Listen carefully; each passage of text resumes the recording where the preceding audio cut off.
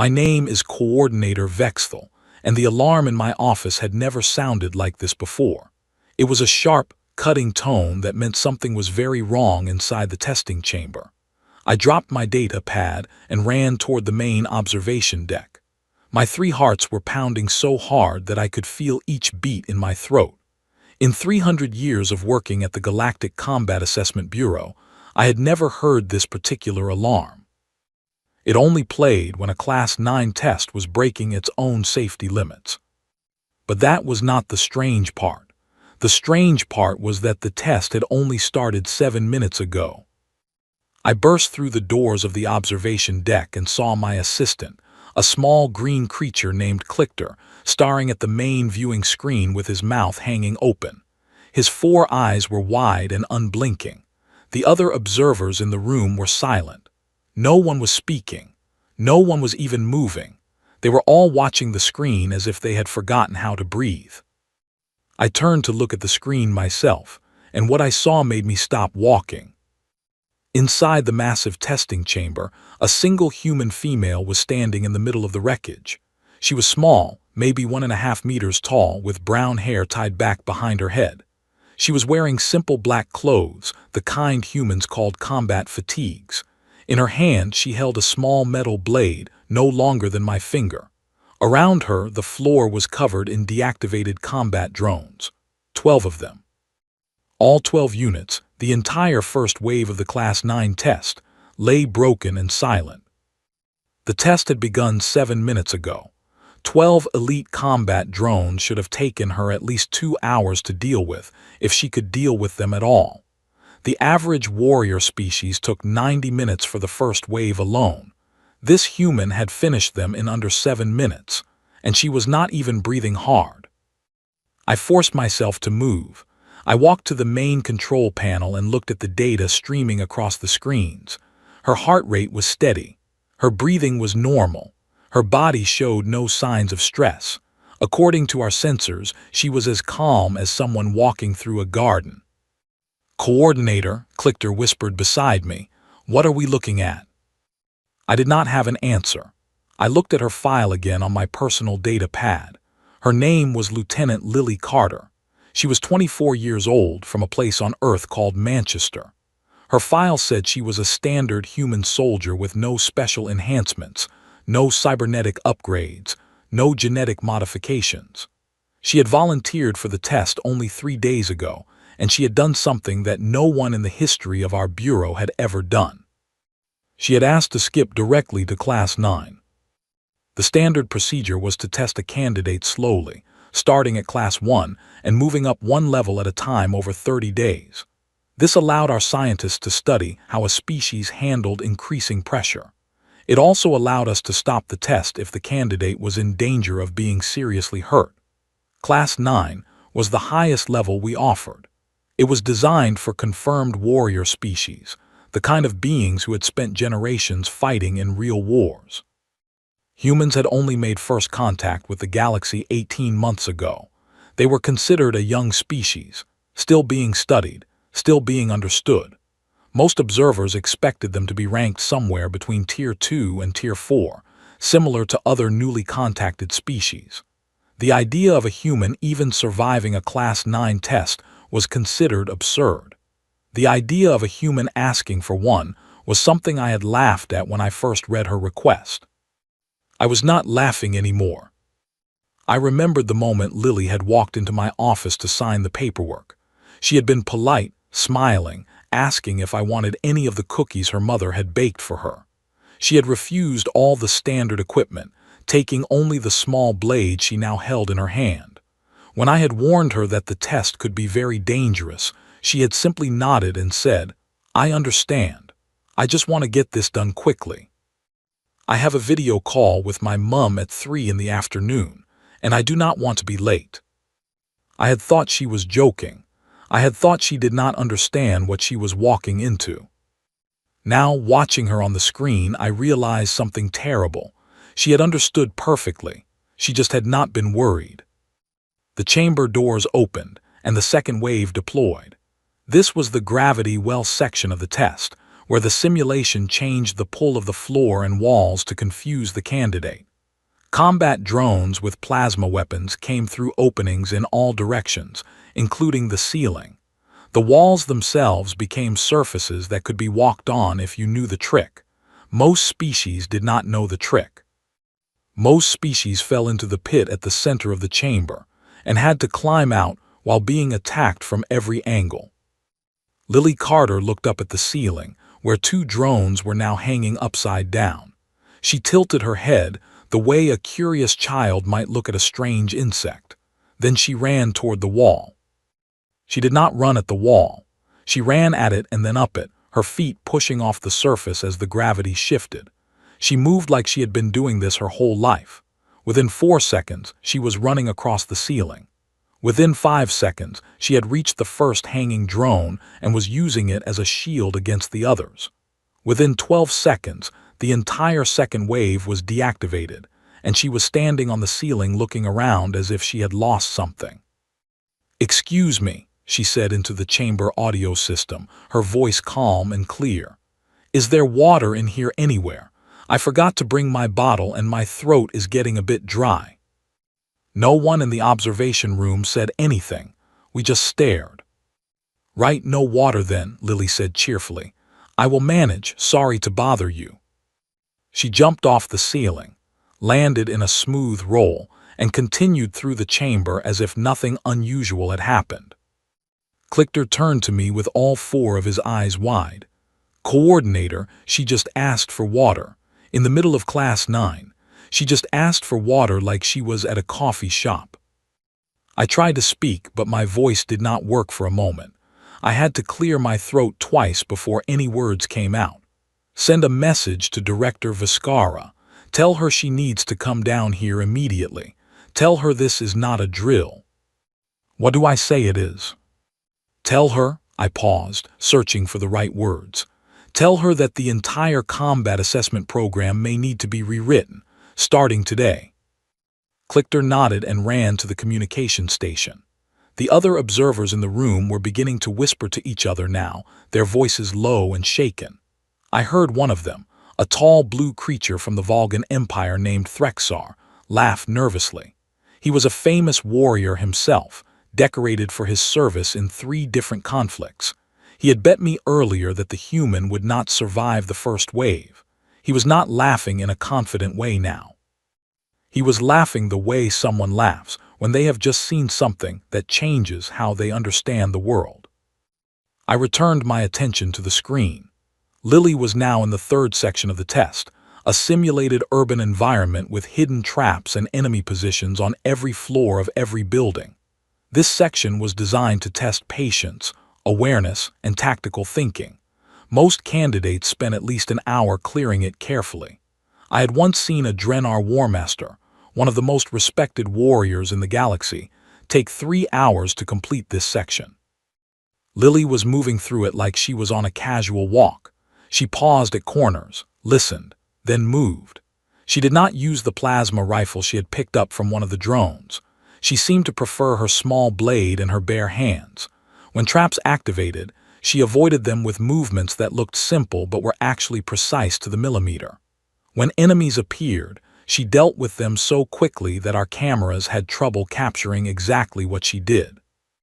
I noticed something else. She was humming. She was humming a tune as she moved through the chamber. A soft, gentle tune, the kind a mother might sing to a child. I asked Clicker to identify the music. He ran it through the database and reported back that it was an old Earth song called "You Are My Sunshine." It was, according to the file, a lullaby. She was humming a lullaby. Director Viscara arrived in the observation room 12 minutes later. She was a tall, regal creature from a species known for their long lives and sharp minds. She had been the head of the Bureau for 80 years, and very little surprised her anymore. She walked to the main screen, looked at it for a long moment, and then turned to me. "Vexthal," she said quietly, "tell me this is a recording. Tell me this is a simulation we are running to test our equipment." "It is live, Director," I said. "She entered the chamber 34 minutes ago. She has cleared 3 of the 7 test sections. 34 minutes, she repeated, as if she could not believe the words she was saying. The Drenar Warmaster took 6 hours to complete this same test. I am aware, Director. She watched the screen for another minute, her face becoming more and more still. Then she turned to me with a strange look in her eyes. It was not fear, exactly. It was something deeper than fear. It was the look of someone who has just realized that the universe is much larger and stranger than they had previously believed. Continue the test, she said. Record everything. I want every sensor working at maximum capacity. I want every camera angle. I want her heart rate, her breathing, her body temperature, her brain activity. I want all of it. Yes, Director. And Vexthal, she added, lowering her voice so the other observers could not hear. Send a message to the council. Tell them they may want to wake up the senior members. Tell them we have a situation that requires their attention.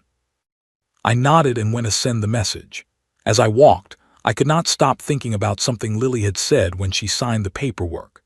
She had been smiling, holding a paper bag full of cookies, telling me about her mother who was a nurse and her father who was a firefighter. She had mentioned that her grandmother had been a soldier in something called the Second World War. She had said it casually, the way someone might mention what they had for breakfast.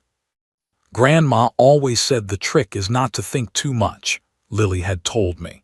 Just do what needs doing and worry about being scared later. I had thought it was a strange thing to say. Now I understood that it was not strange at all. It was just the way humans were taught to think. And as I sent the urgent message to the Galactic Council, I began to wonder, for the first time in 300 years of doing this job, whether we had been completely wrong about how to measure the warriors of the galaxy. I looked back at the screen one more time. Lily Carter had reached the 4th section of the test. She paused, looked up at one of the cameras and gave a small wave. Then she smiled, the way a friendly neighbor might smile when passing on the street. Hello to whoever is watching, she said. Just letting you know I am still doing all right. Could someone please tell my mum I might be a few minutes late for our call? I am moving as fast as I can. She turned and continued into the next section. The doors closed behind her, and I stood there, staring at the screen, knowing in my heart that nothing about my job, my bureau, or my understanding of the galaxy would ever be the same again. The next sections were going to be far more dangerous. The apex predator units were waiting. The bio-engineered units that had defeated every warrior species we had ever tested. The units that gave Class 9 its terrible reputation. And Lily Carter was humming a lullaby as she walked toward them. She had no idea, I realized, that what she was doing was supposed to be impossible. She just thought it was a regular afternoon.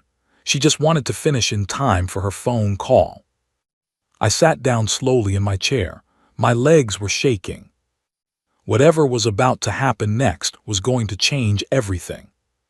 The 4th section of the testing chamber was called the Hunter Zone, and it was where most candidates either failed or barely survived. The walls were tall and dark, designed to look like the inside of an ancient cave system. Strange shadows moved across the surfaces, and the air was filled with a low, humming sound that confused the senses. This section was meant to feel scary, to put pressure on the candidate before the first apex predator appeared. Most warriors moved slowly through this section, weapons ready, eyes searching every shadow. They breathed carefully and tried to stay calm. Lily Carter walked through it with her hands in her pockets. I watched her on the main screen, my mouth slightly open. She was looking around at the cave walls with what appeared to be genuine interest. She touched one of the rock formations with a curious finger, as if she was visiting a museum. She paused at a section where the lights flickered in a pattern designed to cause confusion, and she actually laughed quietly. "Oh, that is a clever bit of work," she said to herself. "Whoever built this room, they knew what they were doing. Very nice." Director Viscara, standing beside me now, made a sound that I had never heard her make before. It was a kind of soft, surprised noise, like air escaping from a punctured balloon. She gripped the edge of the control panel with her long fingers. "Is she enjoying this?" she asked. "Vexthal, please tell me my translator is working correctly. Did she just compliment the design of the chamber?" "Yes, Director, she did." "In the middle of a Class 9 test?" "Yes, Director." We watched in silence as Lily continued through the hunter zone. She seemed to be making mental notes about the architecture. At one point, she pulled a small notebook from her pocket and wrote something down. Clichter zoomed in on the page with one of our cameras and reported that she had written, "Tell Marcus about the ceiling lights. He would love this." "Who is Marcus?" Director Viscara asked. I checked the file. "Her younger brother, Director. He is a student. He studies architecture at a place called Cambridge." She is taking notes for her brother, in the middle of a test that has caused trained warriors to give up and request emergency removal. "Yes, Director." The director closed her eyes for a moment. When she opened them, she looked at me with an expression I could not fully read. "Vexthal," she said, "I have been doing this job for 80 years. In all that time, I have seen many strange things. I once watched a Krogthun warrior eat his own armor because he believed it would give him strength. I once watched a Drenar candidate try to negotiate with the combat drones. But I have never in all my years seen anyone treat a Class 9 test like a holiday outing." Before I could respond, the chamber sensors gave a sharp warning tone. The first apex predator was about to deploy. I turned my full attention to the screen. The apex predator units were our most expensive and most dangerous test creations. Each one was designed to mimic the abilities of a real predator species from somewhere in the galaxy. They were grown in special chambers, trained by combat experts and programmed to be utterly relentless.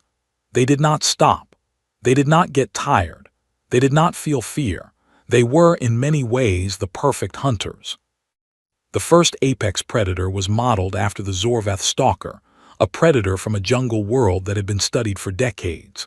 The stalker was 4 meters tall, had 4 arms, could climb any surface, and could briefly become almost invisible by bending light around its body. In the wild, Zorvath stalkers had been known to take down beasts 10 times their size. In our testing chamber, they had a 94% success rate against trained candidates. A panel in the cave wall slid open, and the stalker stepped out. Its long body moved with a smooth, oily grace. Its 4 eyes glowed a soft yellow in the dim light. It made no sound as it began to stalk Lily. She was about 30 meters away from it, looking at her notebook. "Director," I said quietly, "she has not seen it." "Watch." I watched. Lily continued writing in her notebook. The stalker moved closer, its body becoming partly invisible as it activated its camouflage. It was now 20 meters away, now 15, now 10. Lily stopped writing. She did not turn around. She did not look up. She just stopped writing. Her pen hovered above the paper for 1 full second. Then very slowly and very calmly she closed the notebook. She put it back in her pocket. She took out a small piece of what humans called chewing gum and put it in her mouth. She began to chew. The stalker was now 5 meters behind her, completely invisible to normal sight, ready to attack. Lily said, "I can hear you breathing." Everyone in the observation room went still. The stalker did not stop. It moved in for the strike, all 4 arms extending. Lily stepped to the side at exactly the right moment, almost like she was doing a small dance. The stalker passed by her without touching her. She turned to look at it as it tried to recover its balance.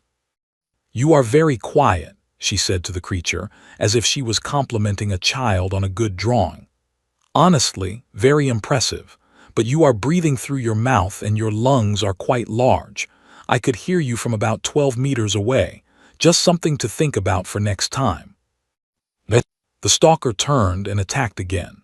This time it used all 4 arms in a coordinated strike, the kind of attack that had ended hundreds of careers in this very chamber. What happened next was hard to describe even when watching the recording in slow motion. Lily moved. The stalker moved. There was a brief moment when both of them were a blur.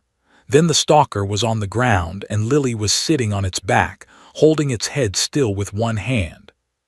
"There we go," she said gently. "That was a good try. You very nearly got me with that second one. I had to think about that one." The stalker tried to rise. Lily applied a small amount of pressure to a specific point on its neck. The creature stopped moving. Its yellow eyes dimmed and went out. The first apex predator was deactivated. Total engagement time, 47 seconds. In the observation room, Threxar, the Volgan warrior, sat down heavily on a bench. His face had gone pale. He muttered something in his own language that the translators did not even attempt to convert. He just sat there, staring at the screen. Director Viscara turned to Clichter. "How long does the average candidate take to deactivate a Zorvath Apex unit?" Clichter checked the records. The fastest recorded time before today was 41 minutes, Director, held by a Krell battle master named Satrak the Unbroken. 41 minutes. "Yes, Director." "And she did it in 47 seconds." "Yes, Director."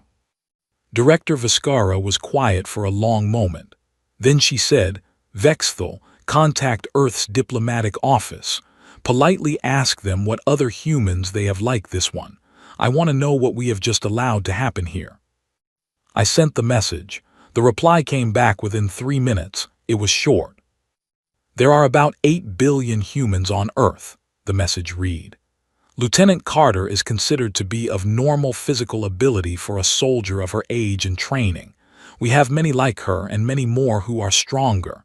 Please let us know if there is anything else we can help with. Best regards, Earth Diplomatic Office." I read the message 3 times before I could process it. 8 billion, of normal ability, many more who were stronger. The words did not feel real. They felt like something from a strange dream that did not make sense. I showed the message to Director Viscara. She read it. She read it again. She handed it back to me without saying a word. On the screen, Lily was now examining the deactivated stalker with what appeared to be genuine sympathy. She patted its head gently.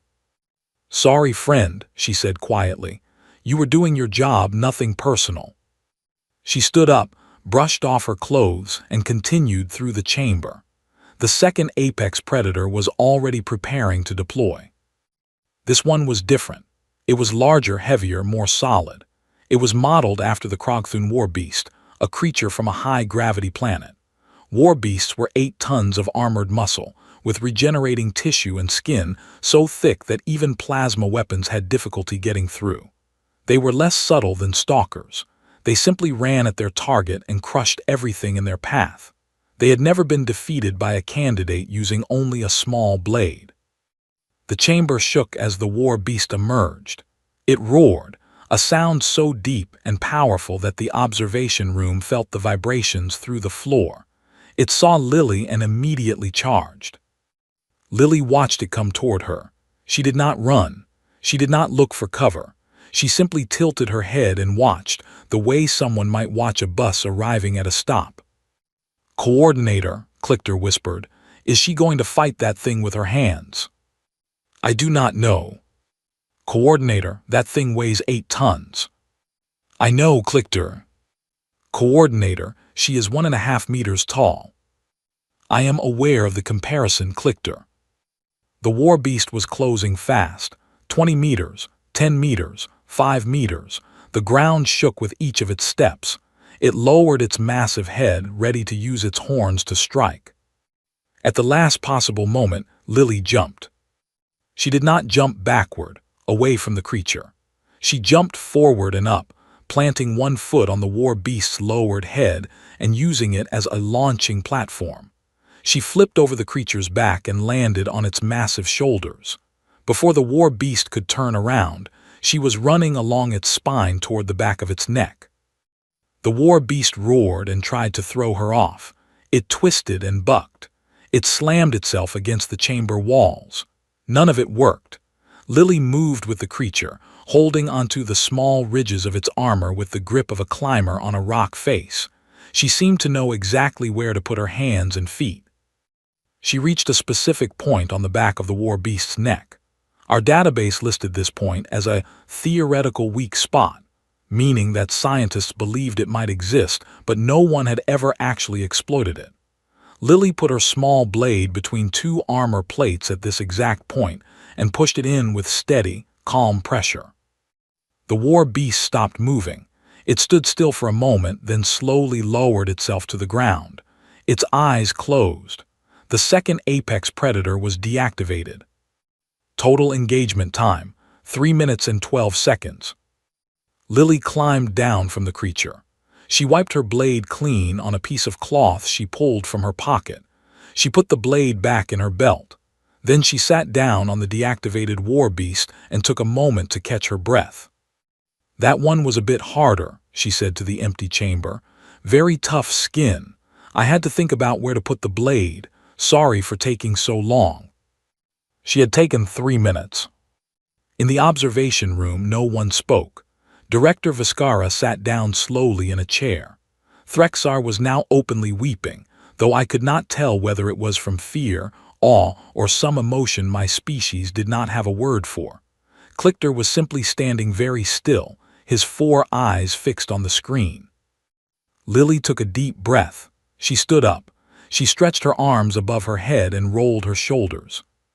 "Right," she said. "What is next?" The chamber sensors began to warn us about the third apex predator. This was the one we never told most species existed. This was the prototype. This was the unit modeled after the Ihvari, the species that had ended the last great galactic conflict over 1,000 years ago. Director Viscara grabbed my arm. Her grip was very tight. "Vexthal," she said, her voice low, "stop the test." "Director, stop the test. Now, we do not have permission to use the Ihvari unit on a non-confirmed warrior species. The Council will have my position for this." I reached for the emergency stop control, but before I could press it, Lily looked up at the camera and spoke directly to us. "I can see the door opening over there," she said calmly.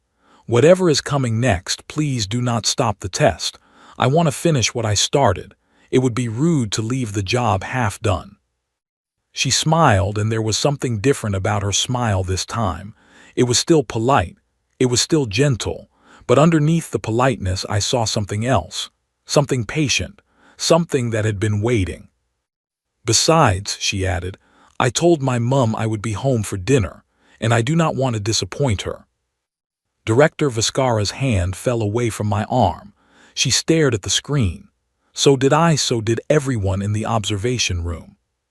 The doors at the far end of the chamber opened, and the Ihvari unit stepped out. The Ihvari unit was unlike anything else in our testing facility. It was shaped like a tall, thin humanoid, but its body was wrapped in shifting, dark material that absorbed light rather than reflecting it. It carried 2 weapons that did not exist in any standard military arsenal in the galaxy. The first was a gravity blade, a sword that bent the laws of physics around its edge, capable of cutting through any material we knew of. The second was a neural disruptor, a small pistol that could shut down a brain at a distance of 20 meters. The real Ihvari, the species this unit was modeled after, had ended the last galactic conflict by themselves.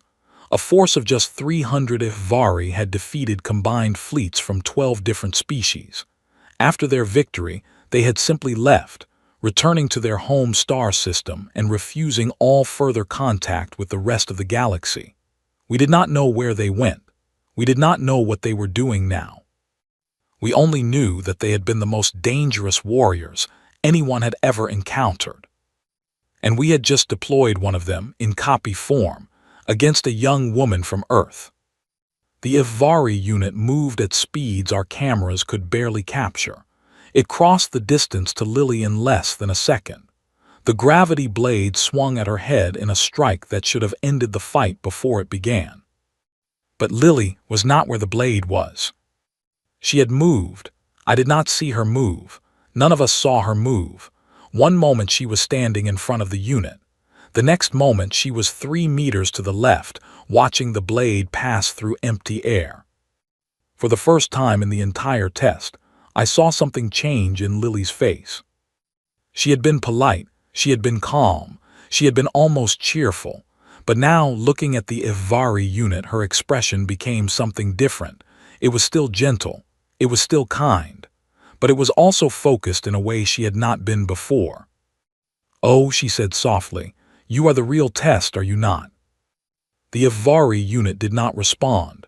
It simply attacked again, faster this time. Lily moved with it. She did not block the strikes. She did not try to push the blade away. She simply was not there when the blade arrived. Each time the unit attacked, she had already moved to the next position.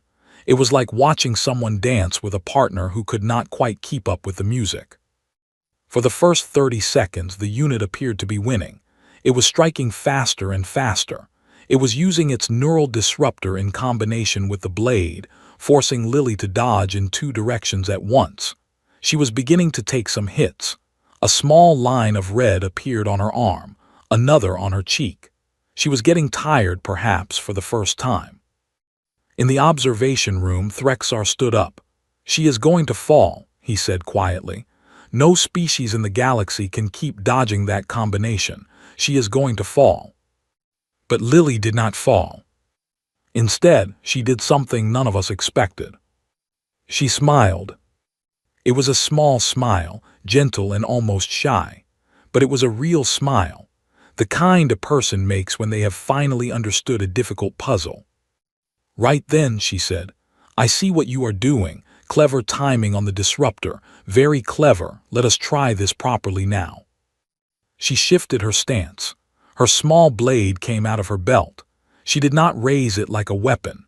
She held it loosely, almost casually, the way someone might hold a pen they were about to write with. The Ivari unit attacked again.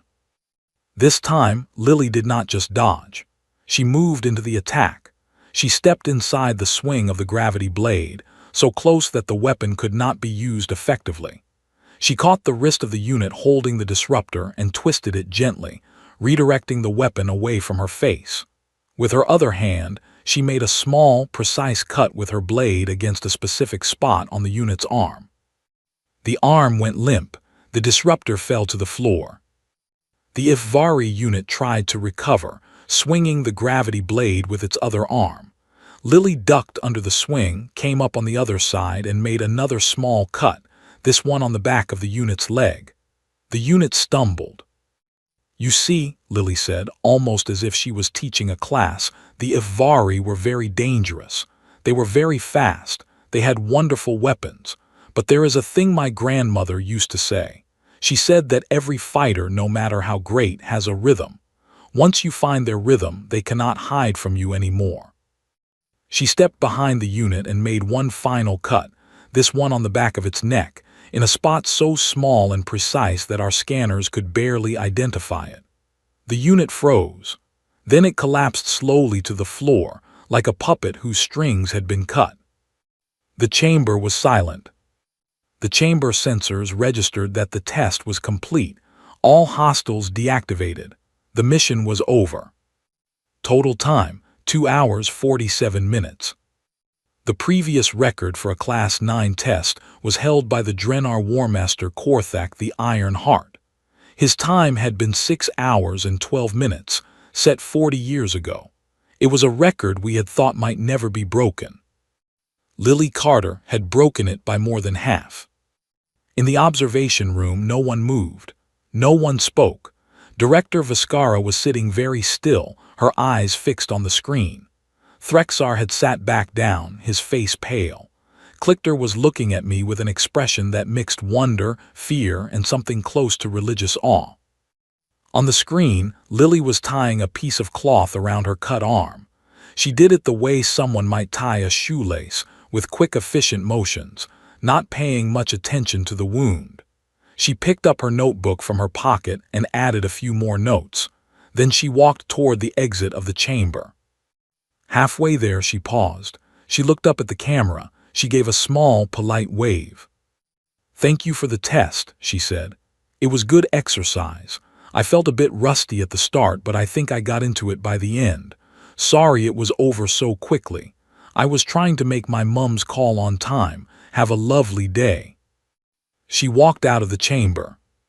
I stood there staring at the empty screen. My 3 hearts were beating hard. My hands were shaking slightly. I did not know what to do. I did not know what to say. Director Viscara stood up slowly. She walked over to me and put her hand on my shoulder. Her voice, when she spoke, was very quiet. "Vexthal," she said, "I am going to need you to do something for me." "Yes, Director." "I need you to begin work on the design for a Class 10 testing chamber." "Class 10?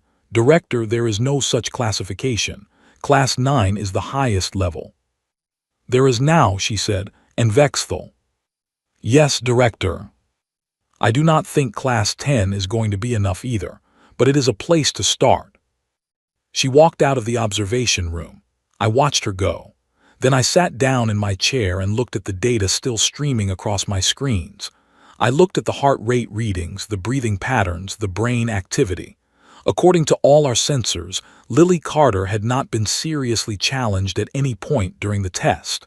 Her body had remained calm. Her mind had remained focused. She had performed what we considered the most difficult combat assessment in the galaxy, and she had treated it like a brisk afternoon walk. And somewhere in the back of my mind, I remembered her words from the file. She had said her grandmother had been a soldier. She had said she had a brother. She had said she was just an ordinary lieutenant. There were many humans, she had said, who were stronger than her. Many humans who were stronger. I thought about that. I thought about it for a very long time. The hallway outside the testing chamber was bright and quiet.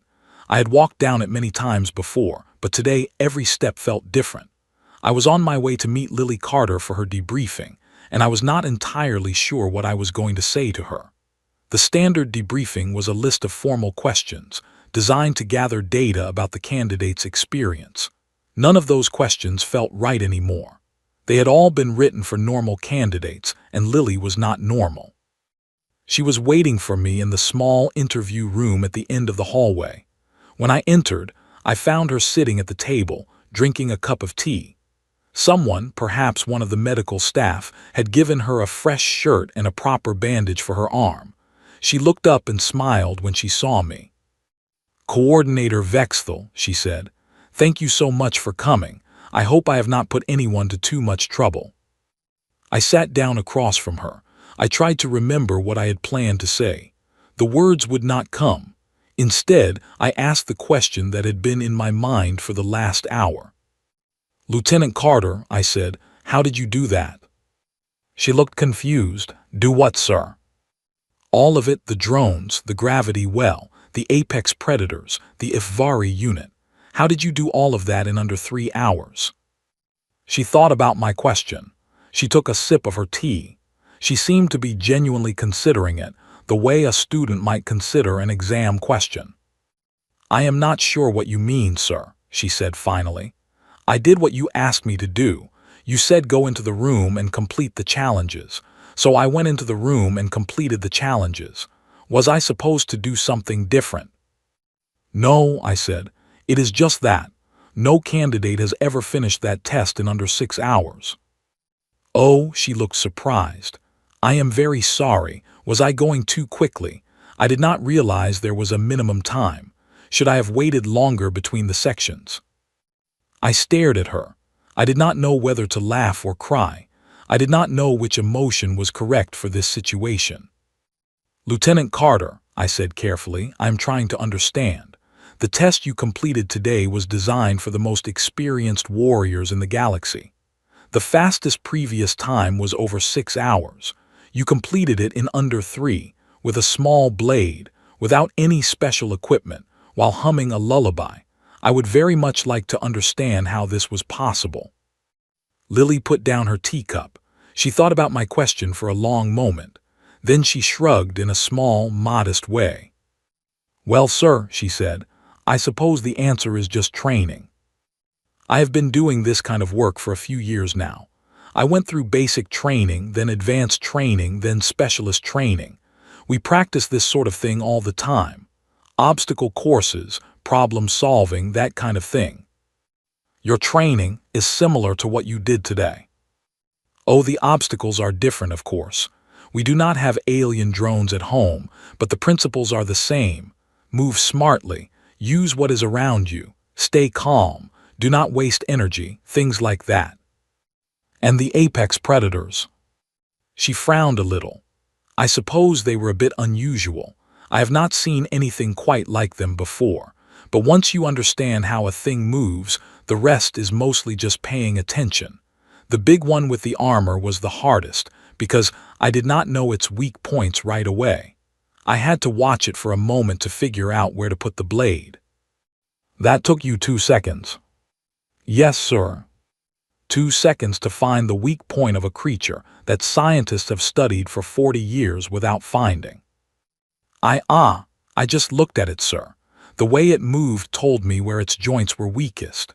The way its breathing changed told me where its lungs were. The way it held its head told me where its main blood vessels were. It is just observation. I closed my eyes. I rubbed my forehead with my long fingers. Lieutenant Carter, I said, are you a special case among humans? Are you the strongest soldier on Earth? Are you a champion of some kind? She actually laughed. It was a friendly, surprised laugh. It was the kind of laugh a person makes when someone has just suggested something completely silly. Oh no, sir. Not at all. I am a junior officer. I'm not even close to the best in my unit. There are people in my own platoon who are far better fighters than I am. My sergeant could probably do that course in half the time. And then there are the special operations people. I would not want to imagine what they could do. You are not the strongest human. No, sir, I am very, very far from it. I am quite ordinary, really. Just average for my role. Just average? Yes, sir. I sat there for a moment, trying to take in what she was telling me. I had 300 years of experience studying warriors from across the galaxy. I had compiled records, written assessments, established testing protocols. I had thought I understood how species ranked against one another. And now this small, polite human was telling me that what I had just witnessed, this performance that had defeated every test we could create, was the work of an average soldier of average ability. If she was average, what would an exceptional human be? The door opened, and Director Viscara entered the room. She looked tired but composed. She had been on calls with the Galactic Council for the last 2 hours. She nodded to me and sat down beside me at the table. She looked at Lily for a long moment before speaking. Lieutenant Carter, she said, I have just spoken with your government's representatives. They have informed me that your performance today is being considered for a public award by your superiors. Lily looked surprised. Really? Goodness, that is very kind of them. Although I am not sure I deserve it, I just did the test. They believe you have represented Earth very well.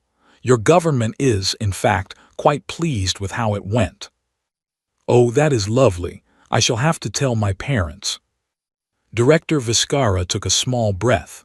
Lieutenant, before you return home, I have a request to make. Or rather, the Galactic Council has a request to make. Yes, Director. They would like to officially observe a sample of human military training. They would like to send observers to Earth to watch how you train your soldiers. They believe, after today, that humanity may have things to teach the rest of the galaxy. Lily thought about this. She nodded slowly. I do not see why not, Director. I am sure the people back home would be happy to host visitors. We are usually quite friendly to guests. Thank you, Lieutenant. There is one more thing. Yes. You mentioned that you were not the strongest human. The Council would like to know if there are humans you would consider truly exceptional, warriors of unusual skill, champions, as you put it. Lily smiled. It was a kind smile, but there was something behind it that I did not entirely understand. It was the smile of someone who knew something the listener did not yet know. Director, she said gently, Earth has many traditions, many cultures, many groups of people with very specific skills. There are warriors in our history whose names are still spoken with respect after hundreds of years. There are still living veterans who fought in conflicts much harder than anything I have ever seen. My grandmother is one of them. She is 78 years old now. She makes very good biscuits. Director Viscara waited. There are special groups within our military, Lily continued, whose training I have heard about but never personally experienced. Special teams, special schools, special traditions. Some of them are considered quite difficult to join. The training is, from what I have been told, somewhat unpleasant. People who complete it are considered to be very good at what they do. And how good would that be, Lieutenant? Lily thought about the question carefully. Director, I do not really know how to compare them to your standards. I do not have your measurement system, but I will say this. I'm a junior officer with about 4 years of experience. My sergeant has 15 years. My commanding officer has 25 years. The instructors at the special schools have 30 or 40 years. And then there are the retired officers who teach the instructors. Some of them are 80 or 90 years old, but they are still considered to be among the most knowledgeable in our service. They know things that most of us have never learned. She paused, then added, and of course there are other countries with their own traditions, many of them, each one with its own approach, each one quite proud of its history. Director Viscara nodded slowly. She looked at me. I looked at her. We were both thinking the same thing. Lieutenant, I said quietly, how many humans are there in your military? Across all the countries of Earth, sir. I would have to check, but I believe it is somewhere around 25 million people in active service, with perhaps another 50 million in reserve forces or veteran status. 25 million. I had to put my hands flat on the table to keep them from shaking. We had thought humanity might field a few thousand trained warriors, perhaps tens of thousands at most, 25 million active soldiers plus 50 million reserves, 75 million people, all trained, all capable. And from their own admission, the average among them was someone who could complete our hardest test in under 3 hours while being polite about it. Director Viscara stood up. Thank you, Lieutenant Carter. That will be all for today. We will arrange your transportation home. Please send our best wishes to your family. Thank you, Director, and to you. Have a lovely evening. We left the room. We walked down the hallway in complete silence. Neither of us said a word until we reached Director Viscara's office. She closed the door behind us. She walked to her chair and sat down very carefully, as if she was not sure her legs would hold her weight. Vexthal, she said, we have been very, very lucky. Director, for 18 months since first contact, we have been quietly debating whether humanity should be classified as a low-tier or middle-tier species. There have been proposals from certain parties, you know which ones, to test humanity's resolve through small territorial pressure, to see how they would respond to certain provocations. These proposals have been blocked, but only by a thin margin. I knew which parties she meant. There were always groups in the galaxy who believed that strength was the only language that mattered. The Volgan Empire had been one such voice. So had certain factions within the Krogthun Federation. If those proposals had succeeded, Director Viscara continued, if anyone had decided to test humanity by force before today, what do you think would have happened? I thought about Lily Carter, the average junior officer, calmly defeating a Ivari unit with a small blade. I thought about her words, 25 million active soldiers, people with 30 and 40 years of experience, special groups whose training was difficult to even talk about. I do not want to think about it, Director, I said. Neither do I, and yet we must, because the rest of the galaxy will need to be told about what happened here today, and we must decide how to tell them. She looked out her office window at the stars beyond. There are species who will hear this news and immediately wish to ally with humanity. Good. That is the correct response. There are species who will hear this news and become very, very afraid. That is also acceptable. Fear can be a useful teacher. But there will be some species who will hear this news and feel the need to test humanity's strength themselves, to see if it is real, to find out if there is some weakness we have missed. Director, what do we do about those species? We tell them the truth, Vexthel. We show them the recordings. We let them watch what we watched. And we hope, very deeply, that they understand what they are seeing before they make any unwise decisions. I thought about that. I thought about how many species in the galaxy were quick to act and slow to think. There would be incidents. There would be misunderstandings. There would be those who refused to believe what their eyes showed them, and who would learn the truth in the most difficult way possible. I hoped that humans were as patient as Lily Carter had seemed today. I had a feeling that the galaxy was going to need their patience, and would need it for a very long time. A week passed.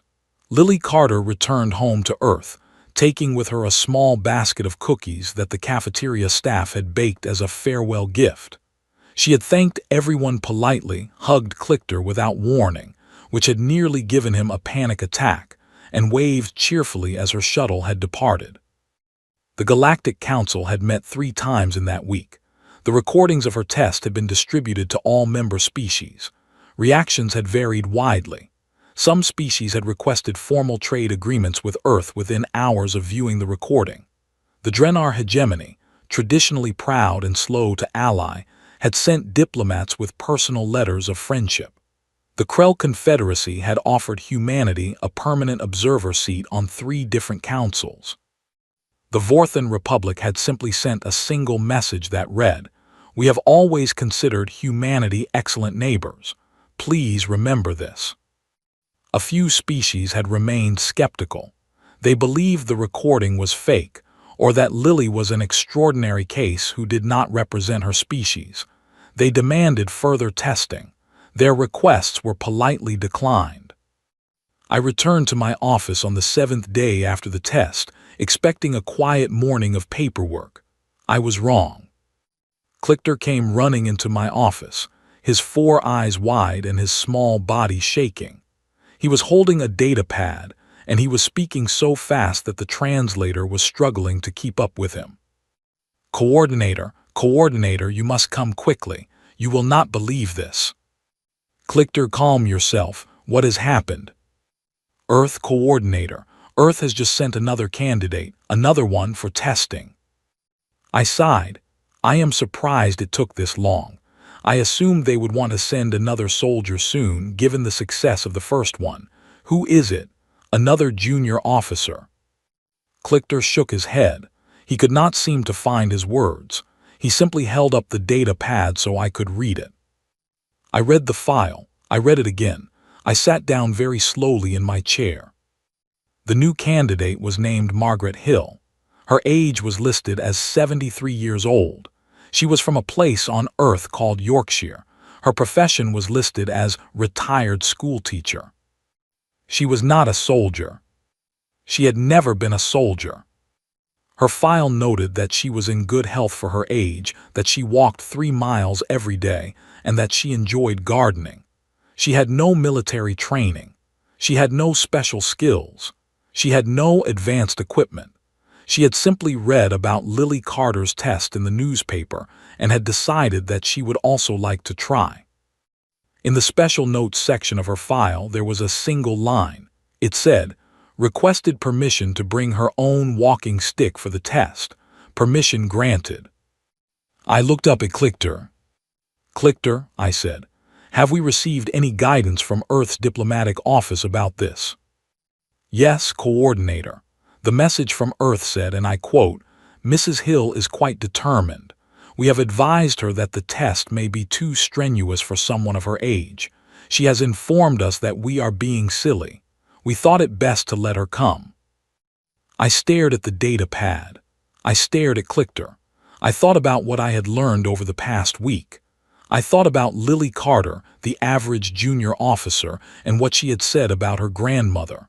About the 78-year-old woman who made very good biscuits.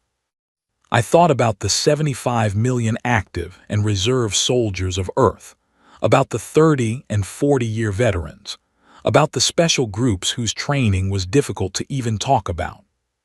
And I thought about the 8 billion humans, of whom Lily Carter had said many were stronger than her.